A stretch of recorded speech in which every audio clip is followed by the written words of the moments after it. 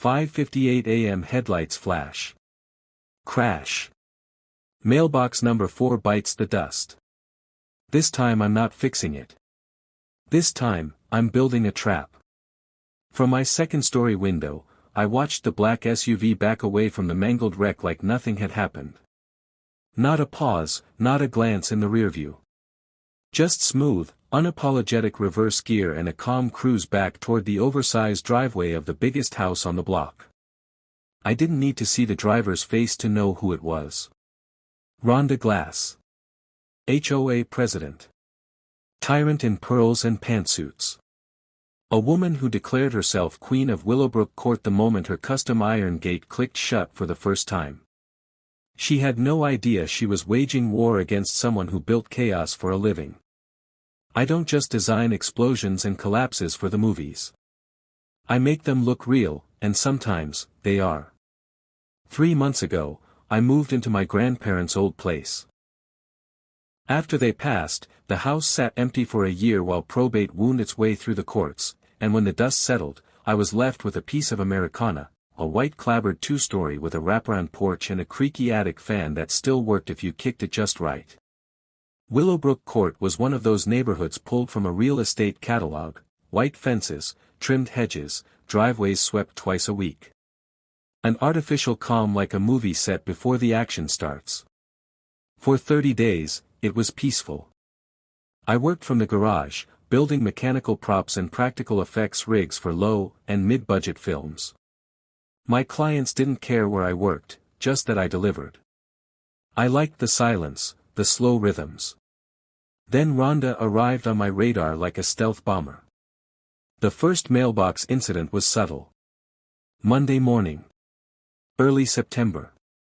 I woke to the sound of metal scraping concrete and caught a glimpse of taillights rounding the corner. I thought maybe a careless delivery truck or a new teen driver misjudging the curve. My new mailbox lay in pieces, dented and twisted like a discarded soda can. Annoying, but fixable. I went to the hardware store, got a replacement, and had it standing upright by lunchtime. Exactly 30 minutes later, Rhonda appeared. She knocked like a debt collector, sharp and assertive. Her hair was a helmet of blonde lacquered into place, and the gold HOA badge on her blazer caught the sun just right to give her the air of someone who just stepped out of a political ad. With her was Derek Moss, a jittery guy with a clipboard and the haunted look of someone who'd once tried to argue with her and lost. "Oh my goodness, Caleb," she said in a voice like honey over glass shards. "I heard about your mailbox. What a terrible accident." She leaned sideways, trying to peer past me into the house. "We've never had anything like this happen in Willowbrook. It's so unusual." The way she said "unusual" made it sound like I'd brought something contagious into the neighborhood. Then came the questions. Was I working from home? Any visitors? Planning renovations? She said they liked to help new residents fall in line, and that some people simply needed more guidance than others. I smiled, answered politely, and chalked it up to neighborly nosiness. I hadn't realized yet that Rhonda didn't have neighbors. She had subjects. 2 weeks later, the mailbox was destroyed again. Same day, same hour, same perfect surgical hit. This time, I noticed the pattern. But I still gave it the benefit of the doubt. Maybe a drunk driver, maybe an unlucky streak. I replaced it a second time and installed a basic security camera aimed at the street. Nothing fancy, just enough to catch a plate or face. Rhonda returned the next day, frowning at the camera like it was an act of rebellion. "We do value privacy here," she said, her eyes sharp despite her friendly tone. "It's important that our residents feel safe." She handed me the HOA manual. A thick, beige slab of micromanaged regulations that somehow managed to say everything and nothing at the same time. The third time was different. I didn't just hear the impact, I watched it. Monday, 5:58 a.m. My bedroom lights were off. The SUV pulled up, slowed down just enough to aim, and then accelerated like it was hitting a target on a test track. The metal screeched and bent and flew across my lawn. The camera caught everything. License plate. Impact angle. And just before the hit, Rhonda's unmistakable face, lit by her dashboard glow, eyes narrowed with focused intent. I spent hours reviewing the footage. No ambiguity. This wasn't a joyride or a mistake. It was deliberate. She was doing this on purpose. And I remembered our first conversation, when she'd suggested coffee and made an offhand comment about how nice it was that I was single. I'd smiled and said no thanks. It hadn't seemed like a big deal at the time. But now, in the glow of my garage workshop, watching the footage on loop, it all snapped into place. When Rhonda showed up for the third check-in, she was practically giddy. She took photos, muttered about the angle of the street, and suggested I consider a new location for the mailbox. Sometimes, she said with a small shrug, change brings unforeseen consequences. That night, I stared at the broken mailbox parts piled on my garage floor and made a decision. I wasn't rebuilding a mailbox this time. I was building a trap. Rhonda wanted to play games. She was about to meet someone who made games for a living, games with explosions, tricks, and consequences.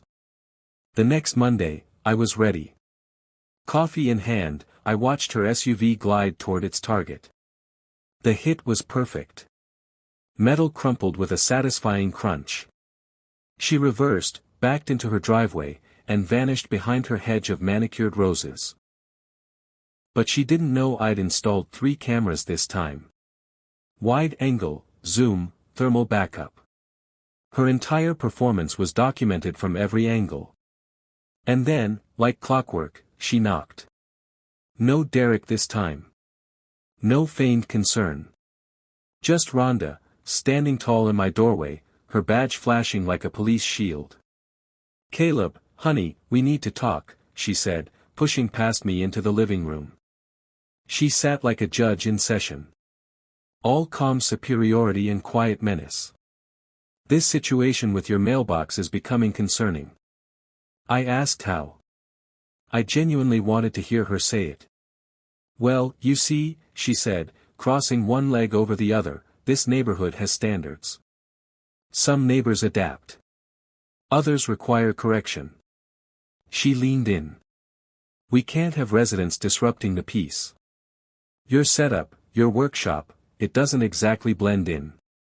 And the mailbox incidents, well, they raise questions. Questions about fitness." Her meaning was clear. I was either going to fall in line, or I was going to be forced out. I smiled. "You're right. Standards matter. People should get exactly what they deserve." Her face twitched for just a second before she stood, smoothed her jacket, and smiled that tight, practiced smile. "I'm glad we understand each other." As she reached the door, she turned. "You really might want to move that mailbox. Someone might get hurt." Her eyes sparkled when she said it. That was the last polite conversation we had. The next day, I received my first violation notice. My grass, according to Derek, was 3.2 inches tall, just over the HOA limit. The fine was $75. I measured every lawn on the street. Mine was exactly the same height as everyone else's. Then came the second notice. Paint tone variance. $125. The third. Unauthorized surveillance. $200.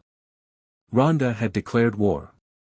She was using the HOA handbook like a sniper rifle, targeting me with technicalities, inventing violations, stacking fines. And Derek, nervous and sweating, was the delivery boy. I kept everything. Photos. Measurements. Recordings. My driveway was under surveillance 24/7. I set up a time-lapse to capture every passing car, every one of Rhonda's drive-bys. She was circling my house 5 times a day, sometimes more. I spoke to Betty Chambers, the widow next door. She invited me in for coffee and closed the curtains tight behind me. "Oh, honey," she said, "you're in the test phase. Everyone goes through it. If you submit, she lets you live. If you push back, she ruins you." Betty showed me a drawer full of violation notices. 23 in total. She had been fined for things like improper seasonal decor, unsanctioned garden borders, and flag protocol deviation. She even got fined for having too many solar lights. She drove out the Johnsons, the Rodriguezes, and the Patel twins. One by one. All fined into oblivion. She told me Rhonda had connections in local government. Derek wanted to run for city council and was riding her coattails. They'd turned the HOA into a racket, and Rhonda ruled it like a queen with a taste for public executions. That week, 5 more yellow notices appeared on my door. Parking posture. Tool noise. Community disruption via non-conforming presence. The fines added up fast, $1, $5.50 in 3 weeks. Then she went after the garden. My grandparents' memorial flower bed. Claimed it was in violation of the setback zone. Ordered it removed. $750. That one felt like a punch. I measured everything. She was wrong. She didn't care. I asked Derek if he really believed what he was writing. He looked me in the eyes and said, "I just do what she tells me. I need this."